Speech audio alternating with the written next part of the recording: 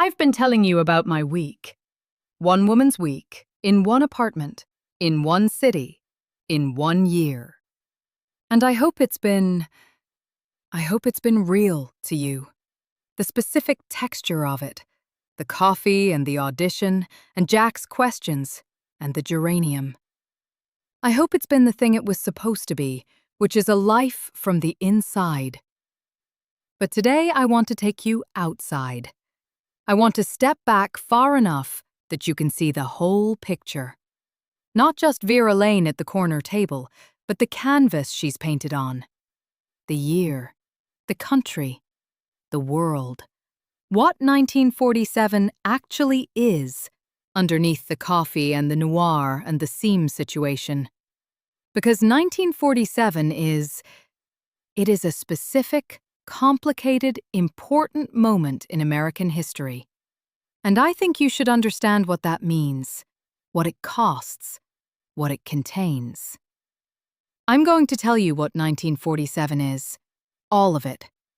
The things that are true even when they're uncomfortable, especially when they're comfortable. Everything in 1947 is after. The war ended in August 1945.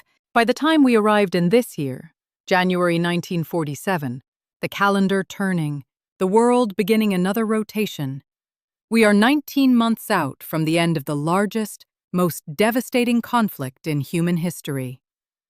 19 months.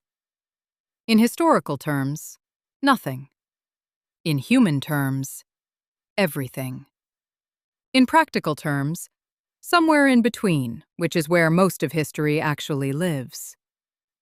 Here is what the war cost, in numbers, because numbers have a kind of clarity that other ways of saying it don't. The United States lost approximately 405,000 military personnel. 405,000 young men, and some women in the auxiliary services, who went and did not come back. The world lost somewhere between 70 and 85 million people total, which is a number so large that the mind can't hold it. It slides. You try to grasp it, and it slides. You have to come at it from the angle of individual names, individual faces, individual futures that don't exist. I have 2 names on my list. The world has millions.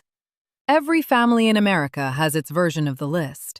Some families have many names, some have none, and carry their luck with a specific awareness of what luck means when this many names exist. The country in 1947 is, collectively, somewhere in the process of carrying this, moving through it, moving necessarily past it, because the alternative is to stop. And standing still is not something the country knows how to do. So we move. And the moving produces the strange, specific atmosphere of 1947. The hope and the grief simultaneously present, layered over each other. The relief of survival and the knowledge of cost existing in the same breath. People in 1947 are not finished grieving. They are also building. Building and grieving at the same time, which is what humans do, which is what humans have always done, which is, if you want to find the hard center of what it means to be alive, exactly this, the simultaneous. 12 million American service members were demobilized between 1945 and 1947. 12 million men reintegrating into a civilian society that had, while they were gone, been operating without them. A society that had changed in ways both visible and invisible, that had been altered by their absence, and that would be altered again by their return. The men came home to jobs that had been held by women, to wives who had been working for 4 years and had developed in that time a specific competence and independence that was new, to children who were older than they'd been, who had grown up with a father's photograph, but not his presence, to a country that had won something enormous and was still figuring out what winning it meant.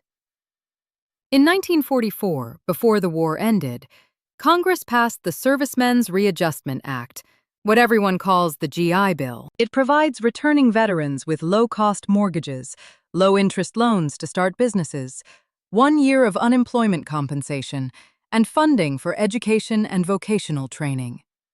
This is not a small thing. This is, in fact, one of the most significant pieces of social legislation in American history. It will create the American middle class as we come to understand it, will fund the suburbs, will send an entire generation of men to college who would never have gone otherwise. It is, in almost every measurable way, a good thing. But, and there is a but, and I want to say it clearly, the GI Bill applied to veterans. The veterans were almost entirely men.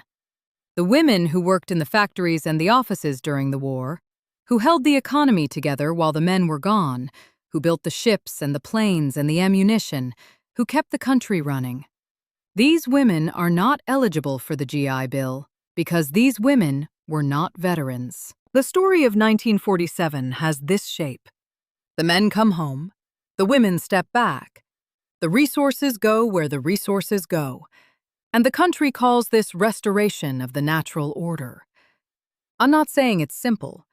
I'm saying it's what happened. Let me tell you about women in 1947, with the specificity it deserves. During the war, approximately 6 million women entered the American workforce who had not been in the paid workforce before. They worked in defense industries, building aircraft, operating machinery, welding, riveting, running the production lines that built the weaponry that won the war. The government encouraged this, actively, with propaganda that we now remember most vividly in the form of Rosie the Riveter, the image of the capable, strong, working woman who is doing her part. Rosie was real. The women were real. My neighbor's daughter worked at a factory in Brooklyn from 1942 to 1945. The woman in the coffee shop who was there the day the war ended, she'd been working in the Navy Yard. Real women, real work, real capability demonstrated at real scale. When the men came home, a significant number of these women were pushed out of their jobs. Not all. The labor force participation of women in 1947 is still considerably higher than it was in 1940. The shift is permanent in that sense. But many women who had been doing industrial work during the war found themselves in 1945 and 1946 returned to, or returned to the expectation of, domestic life. The magazines in 1947 tell one story. The story is, the ideal woman of 1947 is married, is a homemaker, is raising children, is supporting her husband's career, is managing a household with skill and grace, and is fulfilled by this, completely and without remainder. The story is not entirely false. Many women do want this. Many women choose it freely and find their lives in it. This is real, and it deserves to be said clearly. The domestic life is not inherently a lesser life. The work of raising children and maintaining a household is real work, skilled work, and the fact that it is unpaid and undervalued is the problem, not the work itself. But the story is also not the whole truth. The whole truth is, not all women want the same thing. Some women want the marriage and the household, and something else besides. Some women want the career without the marriage. Some women want things the culture of 1947 has no vocabulary for yet. The whole truth is that the story the magazines are telling is a prescription, not a description. And the women who don't fit the prescription are not invisible exactly, but they are not in the magazine. They are not the picture. I am not in the magazine. I chose something different at 17, and I have not regretted the choice. But I have understood, over 12 years of living inside it, that choosing differently comes with costs that the magazine doesn't mention. The specific loneliness of being a person whose life doesn't match the available template. the recurring question of whether the template is wrong or whether you are. The specific work of answering that question correctly, again and again. The answer is the template. The answer is always, always the template. There is something else I need to tell you. Something that my week, my story, my life as I've described it, has not fully shown you. And I want to show it to you now, because to tell you about 1947 without it would be to tell you a false version, a comfortable version, a version that has the interesting details about stockings and operators and callback auditions, and leaves out the thing that is, there is no other word, the central moral fact of American life in this period. Race. I am white. I live on West 54th Street, and I go to Manny's, and I audition for pictures, and I walk in Central Park, and I get on the subway without anyone questioning my right to any of it. This is so automatic, so much the baseline of my experience, that I have not told you about it this week because I don't think about it this week. I don't think about it because I don't have to. Because whiteness in America in 1947 works exactly this way. It is a condition that is never named because it never has to be. Let me name it. In 1947, 29 of the 48 states have laws prohibiting marriage between white people and non-white people. The United States military was segregated. Black Americans served in separate units under conditions that ranged from difficult to indefensible, fighting for a democracy that did not apply to them at home. In the South, the Jim Crow laws, a system of racial apartheid that exists openly, legally, with the full force of state power, govern every aspect of public life, from water fountains to schools to courtrooms. In the North, in New York, my city, the city I love, it is different and also not different. There is no legal apartheid in New York. Black Americans ride the same subway I ride, eat in the same restaurants, walk the same streets. The formal legal apparatus of Jim Crow does not exist here, but the informal apparatus, the discrimination in housing, in employment, in who gets the audition and who doesn't, in which neighborhoods the banks will lend in and which they won't, in the 10,000 daily negotiations of a society that believes in equality in principle and practices something else. This exists here. It exists in Harlem, where the greatest concentration of Black American culture in the world, the music, the literature, the art, the intellectual life that produced the Harlem Renaissance, coexists with overcrowded housing and limited economic opportunity, and the specific daily indignity of a city that celebrates your culture and discriminates against your person. I know women who live that life. I know it at the distance that whiteness provides, which is already too far to know it properly, too far to understand it from the inside. But I know it enough to say, the America of 1947 that I've been describing to you this week, the hopeful America, the building America, the GI Bill and the suburbs and the television in the Kozlowski's living room, this America is not equally distributed. The hope is not equally available. I think about this on Sundays. I think about what it means to love a country that contains both the thing it says it is and the thing it is, and how you hold both of those things at once, and whether love for the idea and anger at the practice can coexist without one dissolving the other. I think they can. I think they have to. In March 1947, President Truman goes before Congress and announces what becomes known as the Truman Doctrine. The United States, he says, will support free peoples who are resisting attempted subjugation by armed minorities or by outside pressures. Specifically, he is talking about Greece and Turkey, where the Soviet Union is pressing and where communist movements are gaining strength. But the statement is larger than its immediate application. The statement is, a new kind of war has started. Not the war of armies in the field. The men have come home, the guns have been put down, the rubble is being cleared. But a different kind of war.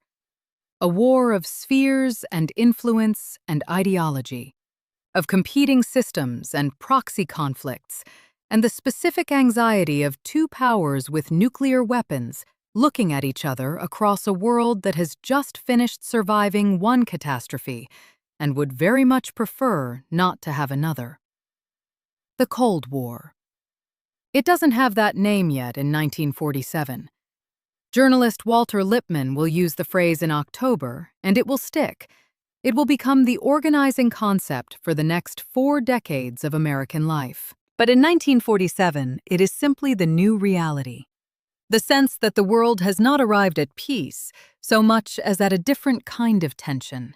A tension without battle lines.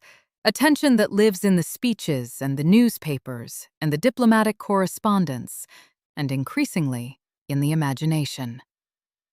The atom bomb exists. The United States dropped 2 of them on Japan in August 1945. The world knows what they are now. The world knows what they can do. And the Soviet Union, everyone understands, is working on developing its own. In 1947, they don't have it yet. They'll test their first in 1949. But in 1947, everyone knows it's coming. And what that means is, the world has entered a period in which the worst-case scenario is a kind of destruction that makes even the Second World War look survivable. People in 1947 know this. They carry it differently from how the generations after them will carry it. Not with the resigned familiarity that comes from having grown up with the threat, but with the rawness of people who have just finished one war and are now being told that the next one could end everything. I listen to the news. I have my opinions, which, as I mentioned, I don't perform at parties.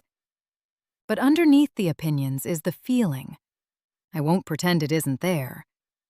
The feeling of being very small in a very large and newly dangerous world. The feeling of being a woman in an apartment on West 54th Street, drinking her coffee, listening to the radio, watching the century move in directions she can't control, can't even fully predict.